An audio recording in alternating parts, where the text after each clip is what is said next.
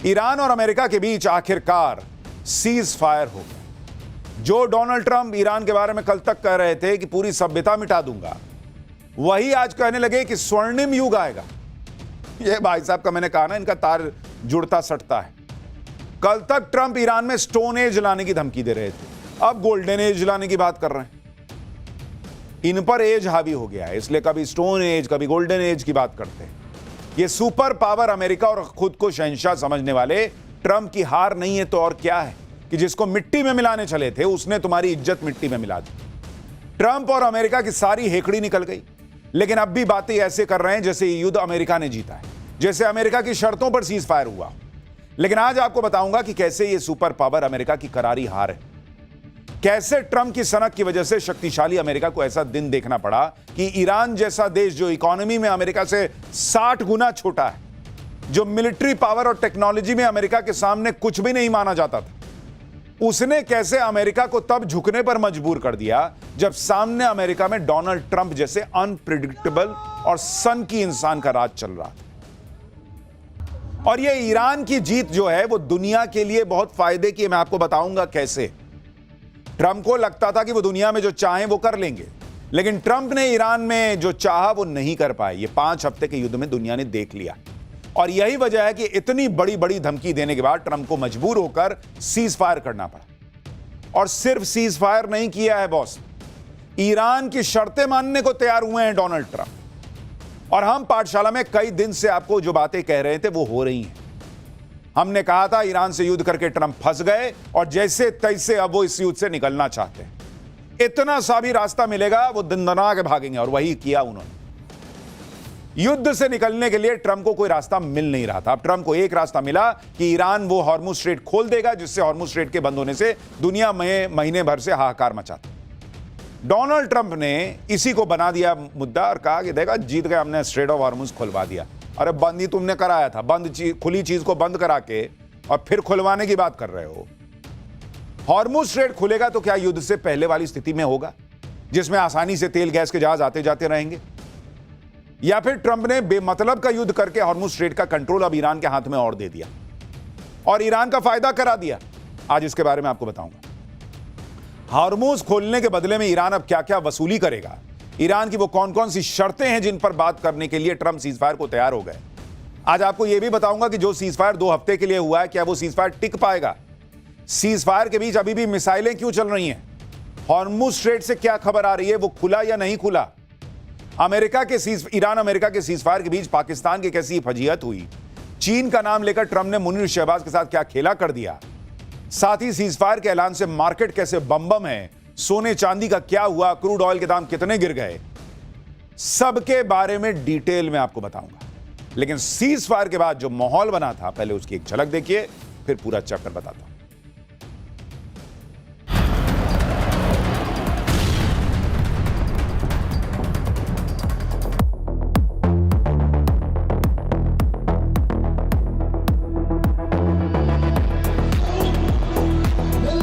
Iran begged for this ceasefire, and we all know it.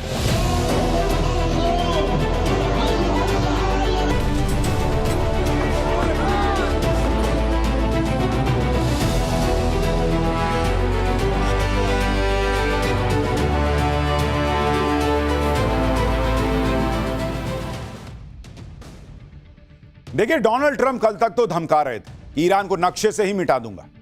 वो अपनी deadline से ठीक 1.5 घंटे पहले, 90 मिनट पहले पलट गए और अचानक से सीज फायर का ऐलान कर दिया। ट्रंप ने क्या कहा, पहले आप वो देखिए।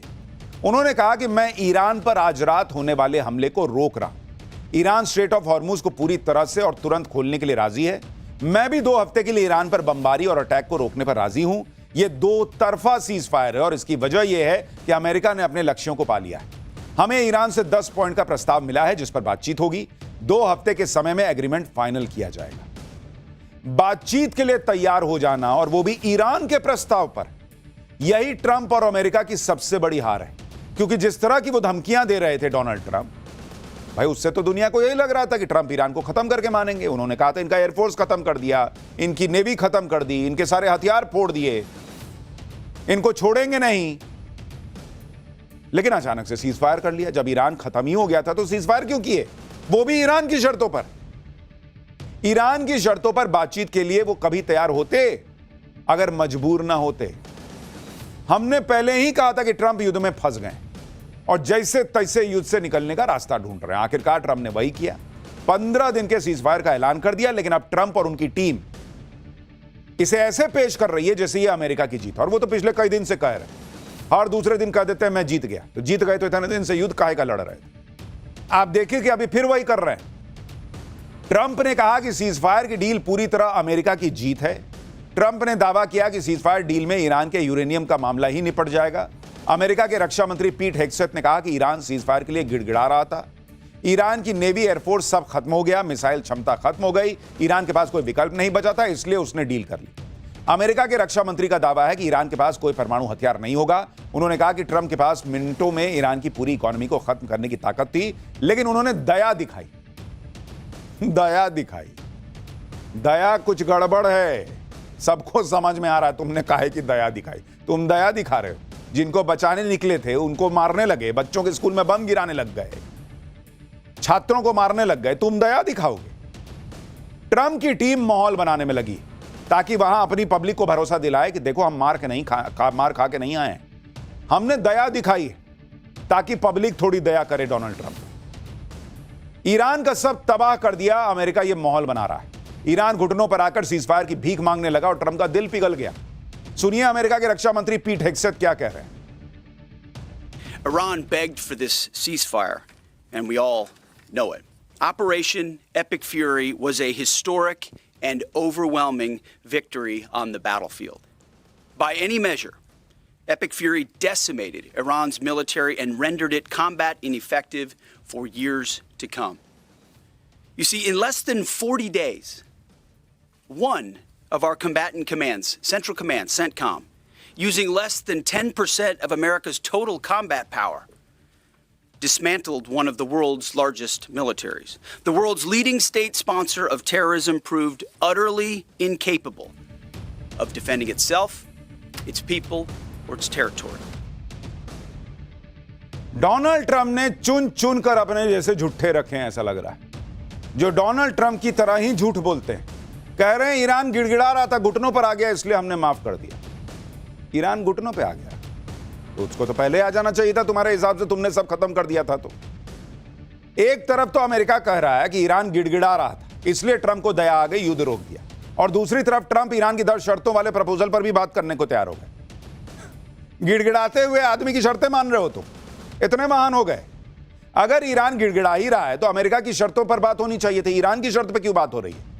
इसी को लेकर ईरान दावा कर रहा है कि इस युद्ध में उसकी जीत हुई है क्योंकि अमेरिका उसकी शर्तें मानने को तैयार हुआ है। ईरान की ये 10 शर्तें क्या क्या हैं जिसका जिक्र ट्रंप कर रहे थे, वो आपको बताता हूं। वो कह रहा है कि भाई अब कोई आपसी अग्रेशन नहीं होना चाहिए, हॉर्मूज पर ईरान का कंट्रोल जारी रहेगा, यूरेनियम इनरिचमेंट प्रोग्राम भी जारी रहेगा, ईरान कह रहा है। ईरान पर सभी प्राइमरी प्रतिबंध हटाए जाएंगे, ईरान पर सारे सेकेंडरी प्रतिबंध भी हटाए जाएंगे, यूएनएससी के सभी प्रस्ताव टर्मिनेट होंगे, IAEA बोर्ड के सभी प्रस्ताव हटाए जाएंगे, ईरान को नुकसान की भरपाई अमेरिका करेगा और अमेरिकी कॉम्बैट फोर्स जो है वो वहां से हटाई जाएगी, लेबनान समेत हर मोर्चे पर लड़ाई रोकी जाएगी। ये वो शर्तें हैं जो ईरान कई दिनों से सामने रख रहा है और इन शर्तों को पहले ट्रंप बेतुका बता रहे थे, लेकिन अब इन्हीं शर्तों पर बातचीत को राजी हो गए और यही वजह है कि ईरान इसे अपनी जीत बता रहा है। जम्मू के शिया मुसलमानों ने कहा कि ईरान ने अमेरिका और इजराइल को युद्ध में हरा दिया है। अमेरिका के ईरान की सभी शर्तें मान लेना यह बताता है कि अमेरिका झुक गया और ईरान ने जंग जीत ली। ईरान में जीत का जश्न मनाया जा रहा है तो वहीं अमेरिका में ट्रंप की कुर्सी पर खतरा बढ़ता जा रहा है। ईरान युद्ध के बाद से ट्रंप के खिलाफ गुस्सा बढ़ गया है, ट्रंप को हटाने की मांग और तेज हो गई है। 85 से ज्यादा सांसदों ने ट्रंप को हटाने की मांग कर दी है। रिपब्लिकन और डेमोक्रेट दोनों सांसद अब यह मांग कर रहे हैं। डेमोक्रेट सांसद एड मार्की ने कहा कि ट्रंप को हटाने के लिए हर कदम का समर्थन करेंगे, चाहे वो 25वां संशोधन लागू हो या फिर महाभियोग लाया जाए। व्हाइट हाउस में किसी युद्ध अपराधी के लिए कोई जगह नहीं। रिपब्लिकन सीनेटर रॉन जॉनसन ने कहा कि वो ट्रंप की धमकियों का समर्थन नहीं करते। डेमोक्रेट सीनेटर रॉबर्ट गार्सिया ने कहा कि ट्रंप का दिमाग खराब हो गया है, ईरान पर उनकी धमकियों को गंभीरता से लेना चाहिए। कांग्रेस सदस्य जूली जॉनसन कह चुकी हैं कि एक गंभीर संघर्ष है, कोई रियलिटी शो नहीं। हम अभी जो देख रहे हैं वो एक विक्षिप्त राष्ट्रपति का पागलपन भरा व्यवहार है। अब समय आ गया है कि 25वें संशोधन को लागू किया जाए। डेमोक्रेट सदस्य मार्क पोकर ने कहा कि ट्रंप जो कर रहे हैं वो तो पुतिन भी नहीं कहते। क्या अब भी 25वें संशोधन को लागू करने का समय नहीं आया है? यानी एक तरफ ईरान जश्न मना रहा है, दूसरी तरफ अमेरिका में ट्रंप के खिलाफ मोर्चे खुले हुए हैं। ईरान से सीजफायर के बाद भी अमेरिकी राष्ट्रपति डोनाल्ड ट्रंप मीम मटेरियल बन गए। सोशल मीडिया पर ट्रंप का गजब मजाक बन रहा है और इसमें ईरान भी पीछे नहीं है। भारत में ईरान की एम्बेसी ने एक पोस्ट किया जिसमें ट्रंप को ईरान के झंडे के सामने झुका हुआ दिखाया गया है और लिखा है कि ईरान की सभ्यता को सलाम करो। एक और मीम देखिए जिसमें ट्रंप अपने हाथ में सफेद झंडा लेकर प्लेन से उतरते दिख रहे हैं। सफेद झंडे को सरेंडर और सीजफायर का प्रतीक माना जाता है। एक मीम और देखिए जिसमें ट्रंप और नेतन्याहू युद्ध में तबाह हुए अमेरिकी फाइटर जेट के मलबे को ले जाते हुए दिख रहे हैं। दोनों की हालत खराब दिखाई गई। एक मीम में अमेरिका के राष्ट्रीय पक्षी बॉल्ड ईगल को बुरी तरह से घायल दिखाया गया है और ईगल की शरीर पर पट्टियां बंधी हैं और वो बैसाखी के सहारे आगे चल रहा है और चूहा उस जो है वो इजराइल की तरह आगे चल रहा है। सीज फायर को लेकर रूस भी अमेरिका का मजाक उड़ा रहा है। रूस के सिक्योरिटी काउंसिल के डिप्टी चेयरमैन दिमित्री मेदवेदेव ने कहा कि सवाल यह है कि कौन जीता। सबसे पहले तो कॉमन सेंस जीती जिसे व्हाइट हाउस अनदेखा कर रहा था। हालांकि ट्रंप का ईरान के 10 पॉइंट एजेंडे पर चर्चा के लिए सहमत होना ईरान की सफलता का प्रतीक है। ये ऐसी शर्तें हैं जिन पर वॉशिंगटन तैयार नहीं होगा। ऐसा करना उनके लिए बहुत अपमानजनक होगा। इन शर्तों को मानने का मतलब है ईरान की असल जीत। तो आगे क्या? और ज्यादा मिलिट्री एक्शन? शायद कोई बीच का रास्ता निकले क्योंकि ट्रंप लंबी लड़ाई नहीं झेल सकते। उन्हें संसद का सपोर्ट नहीं मिलेगा। यानी रूस भी अमेरिका का मजाक बना रहा है और बता रहा है कि भाई अगर ये दोबारा युद्ध शुरू करेंगे तो और ज्यादा फंस जाएंगे। युद्ध में ईरान की सबसे बड़ी जीत तो हॉर्मुज स्ट्रेट को लेकर, क्योंकि जो हॉर्मुज स्ट्रेट युद्ध से पहले खुला हुआ था, समंदर में एक फ्री रास्ता था, उस पर अब ईरान का कंट्रोल हो गया।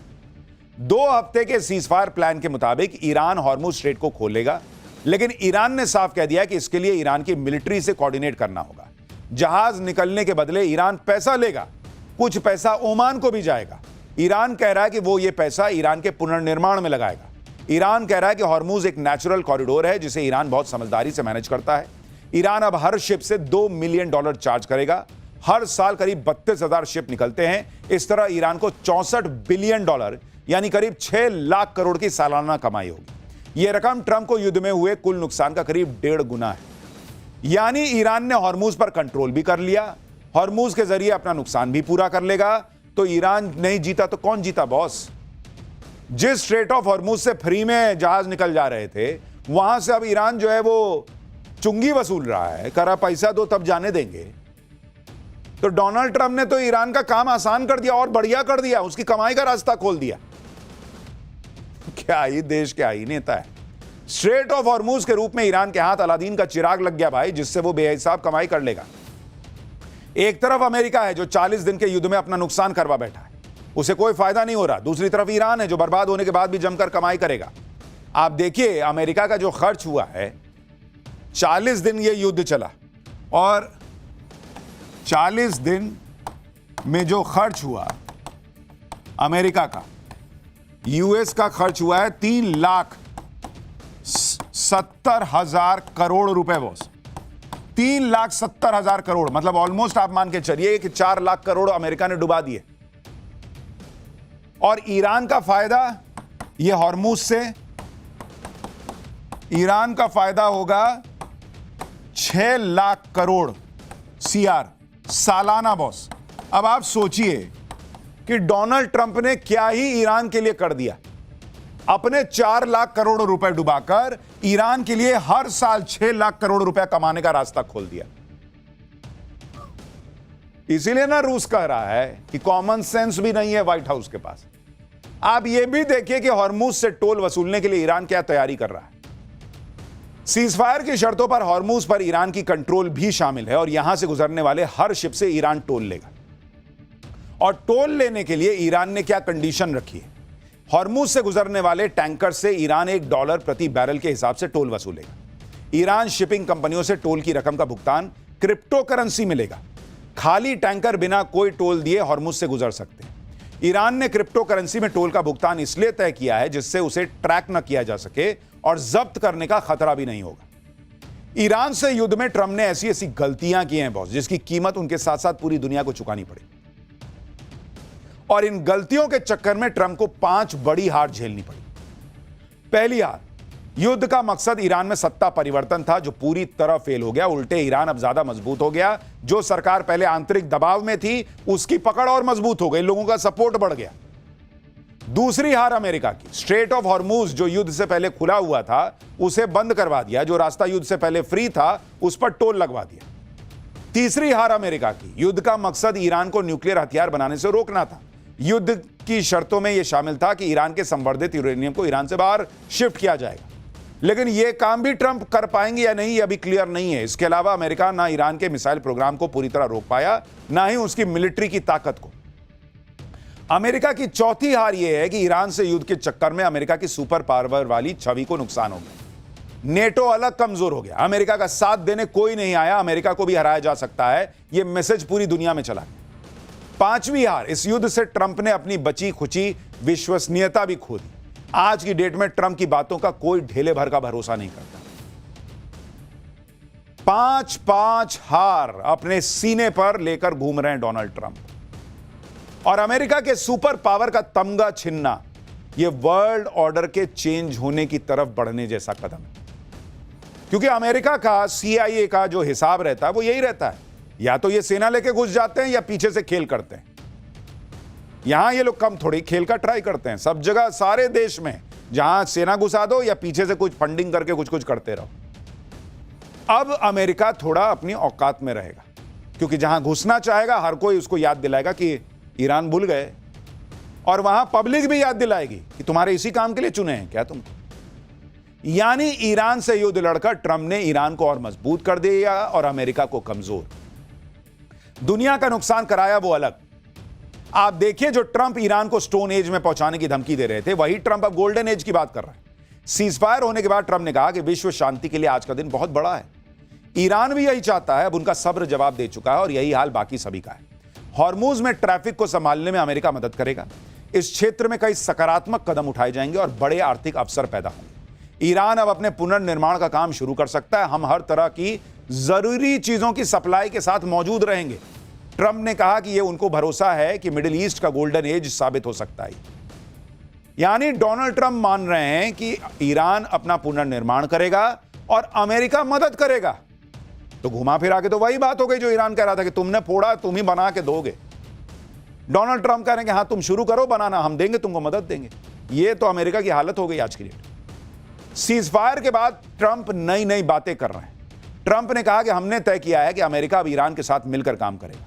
ईरान में यूरेनियम का कोई संवर्धन यानी इनरिचमेंट नहीं होगा। अमेरिका और ईरान मिलकर गहराई में दबे सभी न्यूक्लियर डस्ट को बाहर लाएंगे। इन सब की पहले से कड़ी सैटेलाइट निगरानी स्पेस फोर्स कर रही है। हम ईरान के साथ टैरिफ और प्रतिबंधों में राहत को लेकर बातचीत कर रहे हैं और आगे भी करेंगे। ईरान के साथ 15 में से कई बिंदुओं पर पहले ही सहमति बन चुकी है। ईरान और अमेरिका के बीच सीजफायर तो हो गया, लेकिन हमले अभी पूरी तरह से रुके नहीं। ईरान के लावन आइलैंड में तेल रिफाइनरी पर हमला किया गया है। ईरान के सरकारी चैनल ने इसकी पुष्टि भी की। फारस की खाड़ी में मौजूद लावन आइलैंड रणनीतिक रूप से ईरान के लिए बहुत महत्वपूर्ण है। 78 वर्ग किलोमीटर में फैला लावन आइलैंड ईरान के प्रमुख तेल निर्यात टर्मिनल में से एक है। उधर ईरान ने भी कुवैत के ऑयल और पावर इंफ्रास्ट्रक्चर पर हमला किया है। यूएई ने भी दावा किया है कि उस पर हमले हो रहे हैं। यूएई का एयर डिफेंस सिस्टम ईरान से दागी जा रही मिसाइलों को रोक रहा है। इसी के बाद सीजफायर पर सवाल भी खड़े होने लगे कि सीजफायर प्रभावी होगा भी या नहीं होगा। ईरान कह रहा है कि इजराइल मार रहा है, उसको भी तो रोको। सीजफायर तो हो गया, लेकिन ईरान को ट्रंप पर भरोसा ही नहीं है, और इसलिए ईरान धमकी दे रहा है। ईरान की सर्वोच्च राष्ट्रीय सुरक्षा परिषद ने कहा है कि हमारी उंगलियां ट्रिगर पर हैं। अगर दुश्मन ने कोई गलती की तो तगड़ा जवाब देंगे। युद्ध विराम का मतलब युद्ध की समाप्ति नहीं है। सेना अभी भी पूरी तरह से सतर्क है। एक आशंका इजराइल के मोर्चे पर बनी हुई है, क्योंकि सीजफायर की बातचीत में इजराइल शामिल नहीं है। हालांकि इजराइल के पीएम बेंजामिन नेतन्याहू ने कहा है कि इजराइल 2 हफ्ते के लिए ईरान पर हमले रोकने के ट्रंप के फैसले का समर्थन करता है। नेतन्याहू की तरफ से कहा गया कि अमेरिका ने यह भरोसा दिया कि जो बातचीत होगी उसमें यह सुनिश्चित होगा कि ईरान अब कोई न्यूक्लियर मिसाइल नहीं हासिल करेगा। इजराइल और अमेरिका के लिए खतरा नहीं बनेगा। हालांकि इसके साथ ही नेतन्याहू ने यह कहकर मुश्किलें बढ़ा दी कि लेबनान पर हमले जारी रहेंगे, वो नहीं रुकेंगे। उधर लेबनान में इजराइल से भिड़ने वाले ईरान समर्थित हिजबुल्लाह ने चेतावनी दी है कि अगर लेबनान को इसमें शामिल नहीं किया सीजफायर में, तो सीजफायर टूट जाएगा। यानी सवाल उठ रहा है कि क्या इजराइल के हमलों की वजह से यह सीजफायर टूट तो नहीं जाएगा। लेकिन इजराइल इसका कोई लोड नहीं ले रहा। इजराइल ने आज भी लेबनान पर तगड़े हमले किए। इजराइल ने लेबनान के बेरूत में एयर स्ट्राइक कर दी। लेबनान पर इजराइल के हमलों से ईरान गुस्से में है। ईरान ने क्लियर कर दिया कि अगर लेबनान पर इजराइल के हमले जारी रहे तो वो सीज फायर तोड़ देगा।